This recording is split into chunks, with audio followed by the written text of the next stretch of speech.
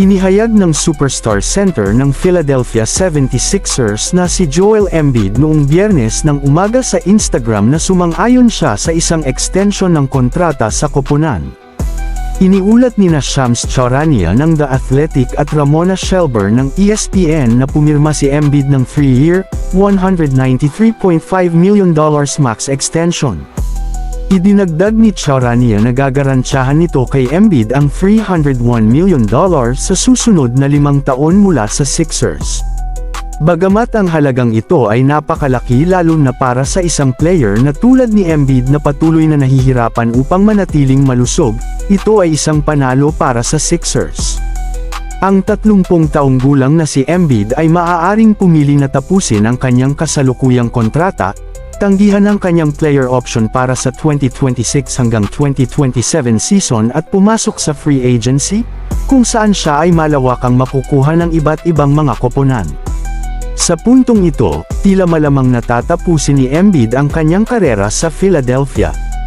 Ang dating MVP ay nagkaroon ng isang injury-plagued 2023 hanggang 2024 season ngunit naging isa sa mga pinakamahal na atleta sa lungsod at sa kasaysayan ng Sixers, nagkamit ng 7 All-Star Game bids, nanalo ng 2 scoring titles at isang first-team All-NBA nod sa 2022 hanggang 2023 season, kasama ang 4 na second-team selections.